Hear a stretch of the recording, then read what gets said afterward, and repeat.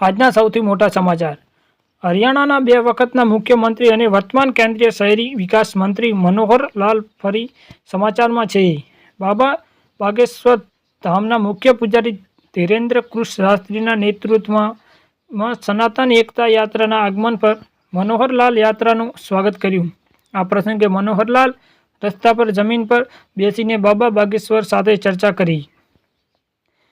તેમણે ધીરેન્દ્ર શાસ્ત્રીને થપથપાવીને તેમનું સન્માન કર્યું। યાત્રાનું સ્વાગત કર્યું પછી મનોહરલાલે તેમના સોશિયલ મીડિયા પેજ પર લખ્યું, સનાતન હિન્દુ એકતા પદયાત્રાની સફળતા માટે બાગેશ્વર ધામના મુખ્ય પૂજારી પૂજ્ય ધીરેન્દ્ર કૃષ્ણ શાસ્ત્રીને હાર્દિક અભિનંદન અને શુભકામનાઓ।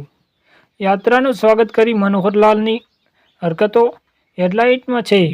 અપરિણીત મનોહરલાલે તાજેતરમાં જ પોતાનું પૈતૃક ઘર દાનમાં આપ્યું હતું। તેમણે જાહેરાત કરી હતી કે તેઓ સંપાદિત જમીન વેચી દેશે અને પ્રધાનમંત્રી રાહત ભંડારોમાં લગભગ 2 કરોડ રૂપિયા દાન કરશે।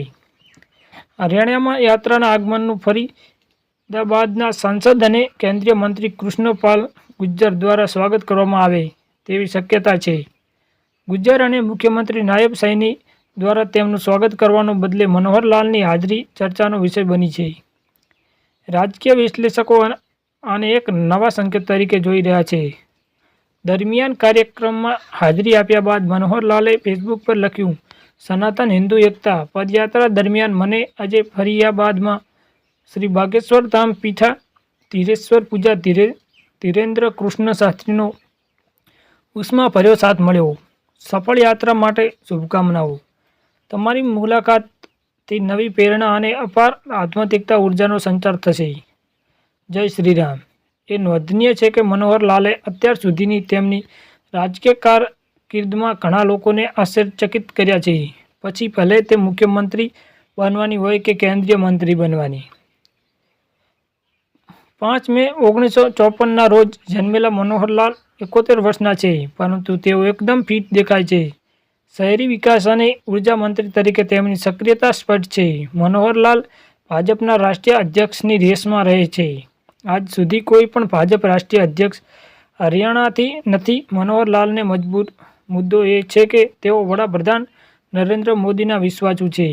તેમનો આધાર રાષ્ટ્રીય સ્વયંસેવક સંઘ છે। રાજકીય વિશ્લેષકો તાજેતરના વિકાસને એક મહત્વપૂર્ણ સંકેત સાથે જોડી રહ્યા છે। જો મનોહરલાલ રાષ્ટ્રીય અધ્યક્ષ બને છે તો તેઓ 75 વર્ષ સુધી સરળતાથી આ પદ સંભાળી શકે। તેમ બાબા બાગેશ્વરની મુલાકાતનું જે રીતે સ્વાગત કર્યું છે તે એક મહત્વપૂર્ણ સંકેત માનવામાં આવી રહ્યું છે, કારણ કે બિહારની ચૂંટણી પછી ભાજપના નવા રાષ્ટ્રીય અધ્યક્ષની જાહેરાત કરવામાં આવશે।